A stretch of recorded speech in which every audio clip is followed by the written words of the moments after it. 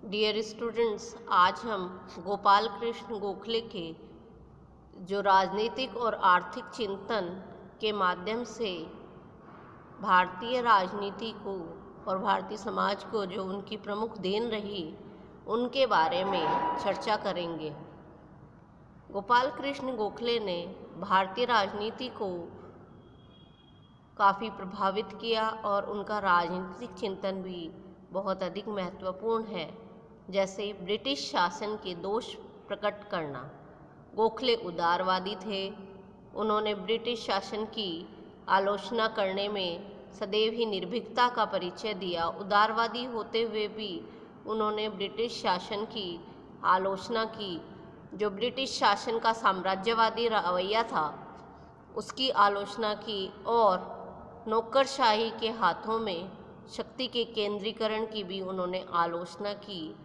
उन्होंने अत्यधिक सैनिक व्यय और जो ब्रिटिश सरकार द्वारा भारी कर लगाए जाते थे, उनकी आलोचना की और उन्होंने नौकरशाही के अभारतीय स्वरूप का विरोध किया और कहा कि ब्रिटिश नौकरशाही के स्थान पर नौकरशाही में भारतीयों को नियुक्त किया जाना चाहिए। गोपाल कृष्ण गोखले ने विधानसभाओं के दोषपूर्ण गठन का भी विरोध किया और उन्होंने ब्रिटिश शासन के दोष उजागर किए। इससे भारतीय जनता को ब्रिटिश सरकार का विरोध करने की प्रेरणा मिली और ब्रिटिश सरकार के विरुद्ध जन आंदोलन का माहौल तैयार हुआ। इस प्रकार ब्रिटिश शासन के दोष प्रकट करने में, उसकी आलोचना करने में गोपाल कृष्ण गोखले ने महती भूमिका निभाई। उन्होंने भारतीयों को राजनीतिक शिक्षा दी और जो शासन से संबंधित कुछ महत्वपूर्ण प्रश्न थे, उन पर प्रबल लोकमत तैयार किया। उन्होंने भारतीय जनता को व्यक्तिगत स्वाधीनता की, प्रतिनिधि संस्थाओं की स्थापना, आर्थिक और सामाजिक सुधार और स्वशासन की मांग करने के लिए उनको जागृत किया।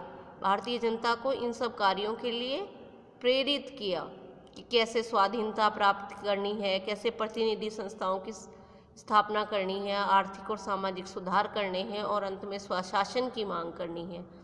इन प्रश्नों के प्रति भारतीय जनता में जागृति उत्पन्न की और कुल मिलाकर 7 बार उन्होंने इंग्लैंड की यात्रा भी की और भारतीय प्रश्नों के संबंध में इंग्लैंड के जनमत को भी उन्होंने प्रभावित किया। गोपाल कृष्ण गोखले भारतीय राष्ट्रीयता के एक जनक के रूप में थे। उनका जो राजनीतिक चिंतन था और कार्य थे, उसके दूरव्यापी और महत्वपूर्ण परिणाम हुए। उन्होंने देशवासियों को शिक्षा दी कि वे सांप्रदायिक और प्रांतीय धरातलों से ऊपर उठकर सामान्य राष्ट्रीयता की भावना को अपने हृदय में विकसित करें और राष्ट्र के प्रति अपना भाव व्यक्त करें।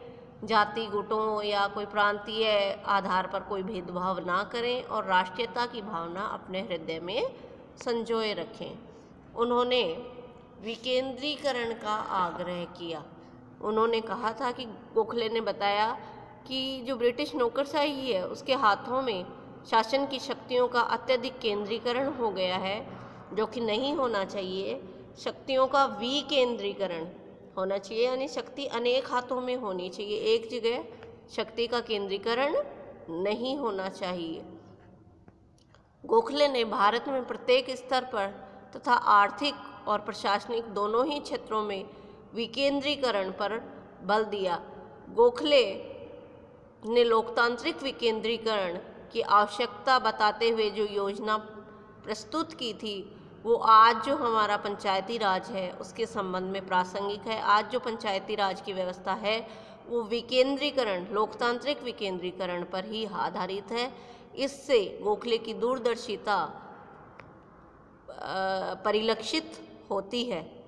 गोखले ने उपयोगी आर्थिक चिंतन दिया और उन्होंने अपने आर्थिक चिंतन के माध्यम से भारत के सैनिक व्यय में कमी करने, भारतीयों को उच्च प्रशासनिक पद प्रदान करने, कर में कमी करने, कृषि में सुधार और औद्योगिक विकास पर बल देने की मांग की और उन्होंने स्वदेशी के प्रयोग को राष्ट्रीय धर्म की संज्ञा दी और देशभक्ति पर उन्होंने बल दिया।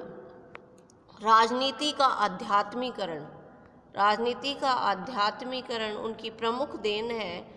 गोखले की सबसे बड़ी और स्थायी देन जिसे कहा जा सकता है वो है राजनीति का आध्यात्मिकरण, यानी राजनीति में नैतिकता और धर्म का समावेश। उन्होंने स्पष्ट रूप से कहा कि साध्य ही साधनों का औचित्य है। उन्होंने इस बात पर बल दिया कि श्रेष्ठ साध्य की प्राप्ति के लिए श्रेष्ठ साधनों को ही अपनाया जाना चाहिए। यानी उन्होंने साध्य और साधन दोनों ही श्रेष्ठ होने चाहिए, इस बात पर बल दिया। इस बात का विरोध किया कि साध्य ही साधनों का औचित्य है। इस बात का उन्होंने घोर विरोध किया और उन्होंने कहा कि साधन और साध्य दोनों ही पवित्र और श्रेष्ठ होने चाहिए। गोखले ने सार्वजनिक नैतिकता के विकास और चरित्र निर्माण की आवश्यकता पर भी अत्यधिक बल दिया। उन्होंने लोगों को, और जो कि सार्वजनिक जीवन में है, विशेष रूप से उनके सुदृढ़ चरित्र और उनके अंदर नैतिक शुद्धि आदि की बात कही और राजनीति में नैतिकता का सिद्धांत अपनाने, नैतिकता की जो नियम है वो अपनाने का उनको संदेश दिया और इस प्रकार राजनीति को अध्यात्म से प्रेरित किया, राजनीति को धर्म और नैतिकता से जोड़ा। इसलिए उन्हें राजनीति के आध्यात्मिकरण का जनक कहा जाता है। उन्होंने भारत सेवक समाज की स्थापना की, जिसे सर्वेंट्स ऑफ इंडिया सोसाइटी के नाम से भी जाना जाता है। भारत सेवक समाज में उन्होंने भारत के विभिन्न प्रांतों के योग्य और शिक्षित व्यक्ति इस संस्था में शामिल किए और उन्हें देश के लिए समर्पित भाव या देश के लिए समर्पण भाव को अपनाने हेतु प्रेरित किया। और जो भारत सेवक समाज जैसी संस्था ने भारत को श्रीनिवास शास्त्री, NM जोशी, पंडित हृदयनाथ कुंजरू और अमृतलाल ठक्कर जैसे देशभक्त दिए। समाज सुधार के कार्यों में भी गोखले की तीव्र रुचि थी। महाराष्ट्र के प्रसिद्ध समाज सुधारक आगरकर के साथ उन्होंने समाज सुधार के कार्यों में भी पूर्ण सहयोग दिया। इस प्रकार चाहे स्वाधीनता, राष्ट्रभक्ति या समाज सुधार हो या आर्थिक क्षेत्र में भी उनका चिंतन बहुत ही महत्वपूर्ण है, जिसमें उन्होंने सैनिक व्यय में कमी करने का, सरकार को करों में कमी करने का आग्रह किया और किसानों की स्थिति सुधार करने और औद्योगिक विकास पर बल देने की उन्होंने मांग की। वे भारतीय राष्ट्रीयता के भी जनक थे। ब्रिटिश जो शासन के दोष थे वो भी उन्होंने आज उजागर किए और सबसे बड़ी जो स्थायी उनकी देन है, उन्होंने राजनीति का आध्यात्मिकरण किया और राजनीति में राजनीति को नैतिकता और धर्म से जोड़ा और सार्वजनिक नैतिकता के विकास और चरित्र निर्माण की आवश्यकता पर उन्होंने बल दिया। धन्यवाद।